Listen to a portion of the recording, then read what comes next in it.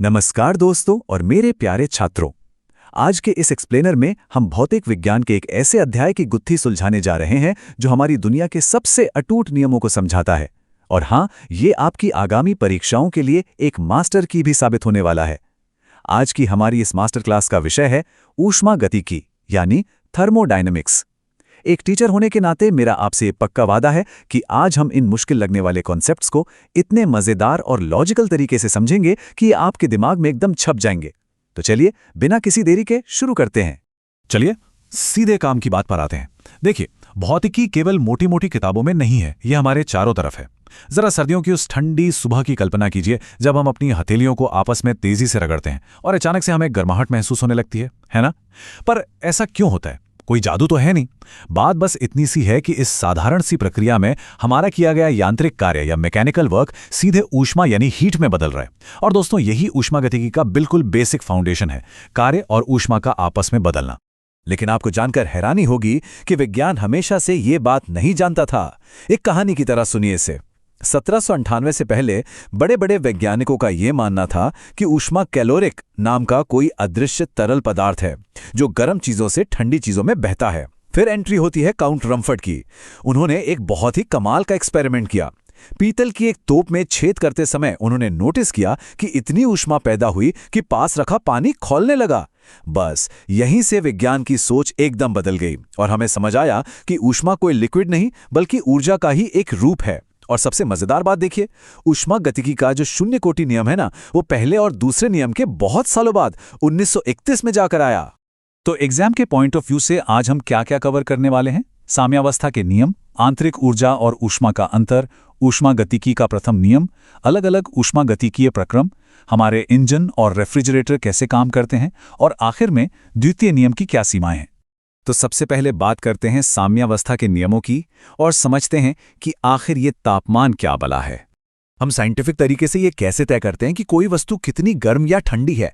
इसका जवाब हमें इस नियम से मिलता है। इसे ना बिल्कुल एक कॉमन सेंस वाले गणित की तरह समझिए। मान लीजिए आपके पास 3 डिब्बे हैं, ए, बी और सी। अब अगर ए का तापमान सी के बिल्कुल बराबर है और बी का तापमान भी सी के बराबर है, तो ये तो जाहिर सी बात है ना कि ए और बी का तापमान भी आपस में बराबर ही होगा। बिल्कुल, यही ऊष्मागतिकी का शून्य कोटि नियम या जीरोथ लॉ है। ये छोटा सा लॉजिक ही हमें तापमान नाम की चीज को सही से मापने की आजादी देता है। अब आते हैं दूसरे सबसे महत्वपूर्ण और थोड़े कंफ्यूज करने वाले हिस्से पर, आंतरिक ऊर्जा और ऊष्मा के बीच का अंतर। छात्रों ध्यान दीजिएगा, यहीं पर अक्सर एग्जाम में सबसे ज्यादा गलतियां होती हैं। यहां हमें ऊष्मा और ऊर्जा के बीच एक बहुत ही साफ लकीर खींचनी है। देखिए, ऊष्मा यानी हीट हमेशा रास्ते में होती है। ये तापमान के अंतर की वजह से एक जगह से दूसरी जगह ट्रैवल कर रही ऊर्जा है। इसके उलट आंतरिक ऊर्जा या इंटरनल एनर्जी सिस्टम के अंदर जमा होती है। ये अणुओं के चलने और उनके वाइब्रेशन की टोटल एनर्जी है। तो अगर कोई कहे कि गैस के अंदर ऊष्मा है तो वो बिल्कुल गलत है। सही बात यह है कि गैस के अंदर एक फिक्स्ड आंतरिक ऊर्जा है।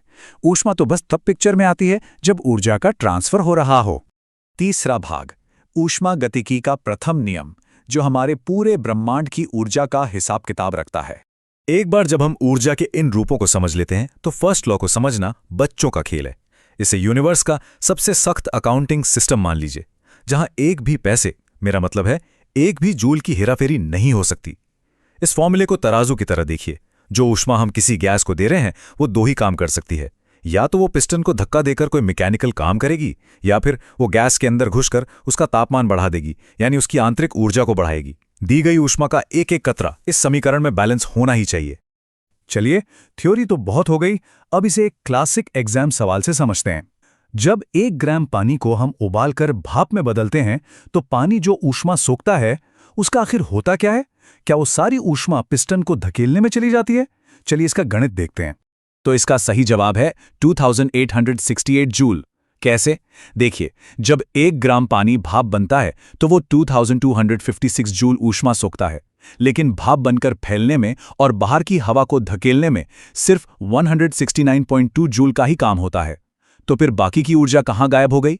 फर्स्ट लॉ के हिसाब से 2256 में से 169.2 घटाने पर जो 2868 जूल बचता है ना, वो पूरी तरह से पानी के अणुओं के आंतरिक ऊर्जा बढ़ाने में खर्च हो जाता है, ताकि वो आखिरकार लिक्विड से गैस में बदल सकें।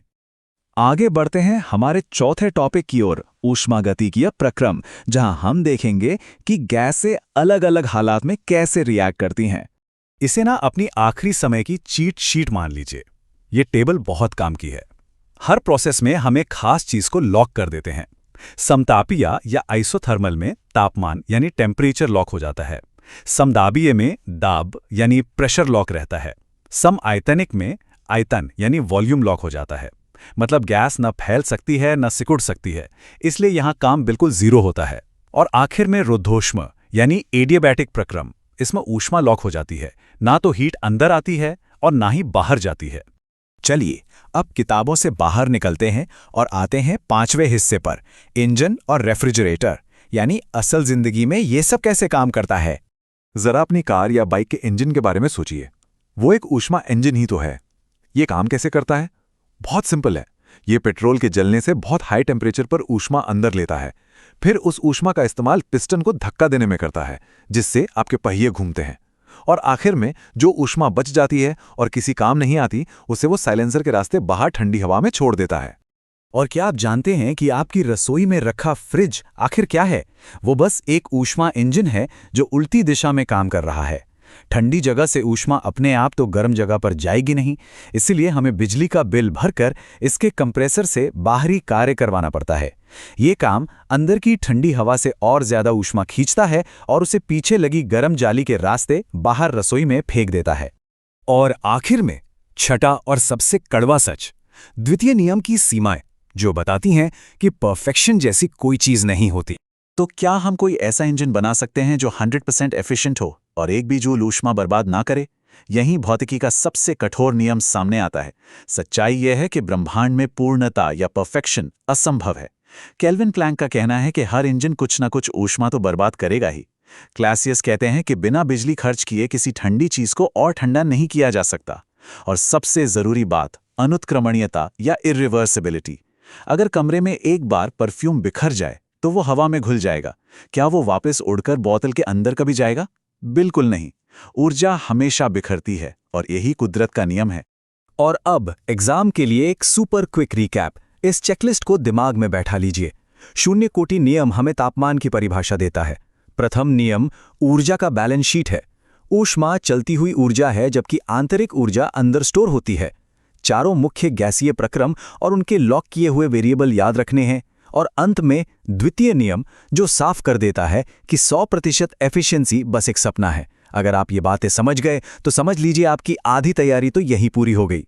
क्लास खत्म करने से पहले मैं आपको एक बहुत ही गहरे और दिलचस्प सवाल के साथ छोड़ना चाहता हूं। देखिए, हमने जाना कि ऊष्मा इंजन तापमान के अंतर पर काम करते हैं, लेकिन सेकंड लॉ कहता है कि ऊर्जा तो लगातार बिखर रही है और पूरे ब्रह्मांड का तापमान धीरे धीरे एक समान हो रहा है। तो जरा सोचिए, जिस दिन पूरे ब्रह्मांड का तापमान बिल्कुल बराबर हो जाएगा और कोई अंतर नहीं बचेगा, तब क्या होगा? क्या तब सारा काम और ये पूरा जीवन रुक जाएगा? इस रहस्यमयी सवाल के साथ आज की ये क्लास हम यहीं खत्म करते हैं। सीखते रहिए और अपने आसपास छिपे विज्ञान को हमेशा एंजॉय करते रहिए।